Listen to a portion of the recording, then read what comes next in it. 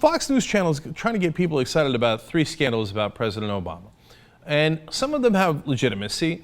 I think the IRS scandal is fascinating, that they had keywords that targeted conservative groups. Certainly a lot of validity in the AP and even Fox News reporter investigations by the Justice Department, meaning that the criticism of the Obama administration there is very valid. They should not have called Jay Rosen at Fox News a co-conspirator, an aider and abettor to a crime just because he did journalism. He should be rewarded for doing journalism on television, something that almost never exists anymore. But of course, Obama administration has no interest in real journalism. They just want their side to come out. And it doesn't separate them from the Bush administration. Bush administration was similar, but honestly, Obama administration has gone a little further. Now, also, Fox News talks about Benghazi, et cetera. But despite all of this, they can't get President Obama's approval numbers to move. Now, in Gallup, they're still at around 48%, which is where they were pre any of the scandals. And in Pew, they're at 52%, above the 50% mark. And they won't move. And Fox is ripping their hair out. Go, why won't they move? And I'll tell you why, Fox News Channel, because you're the boy who cried fox.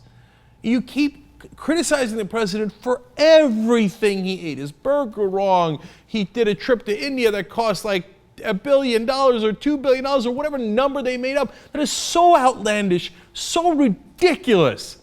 And here they are again. Every day they've got to criticize the president, right or wrong. So today, they're going to criticize him for going to help the victims of Superstorm Sandy in New Jersey and the tornado in Oklahoma.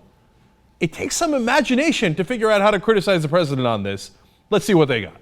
The presidency, it must go on. Despite the 3 big scandals rocking the administration with Congress in recess, the White House certainly could use this week to shift focus away from them.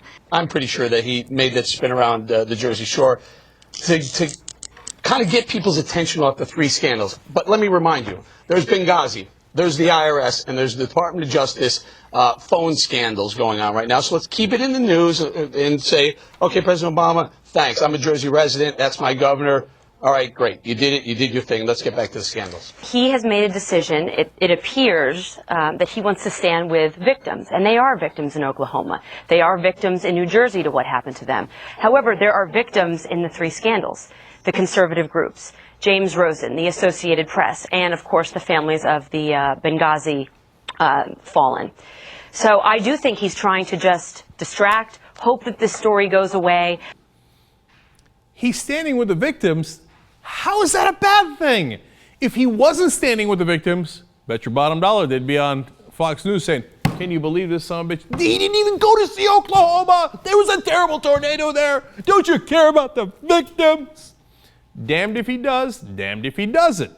And that's the thing with Fox News. No one believes them anymore. They have no credibility, even if there is a real scandal as there is with the AP story, because they just constantly cry wolf. Oh, Obama's terrible. Can you believe he's with the victims? Can you believe he's against the victims? Oh my God, I can't believe he went to go visit Jersey when they're rebuilding the Jersey Shore. Why wouldn't he visit that? He's the president.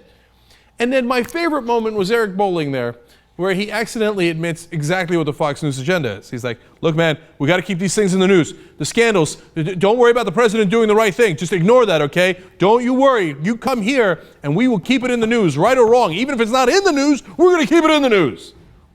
That's why they don't trust you. Now, here on this program, we often criticize the president when he deserves it. We back him up when he deserves it. It depends on what he's doing.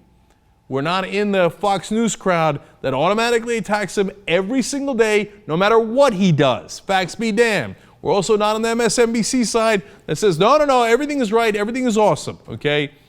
I can't believe we have to explain simple concepts like this to the giant American media.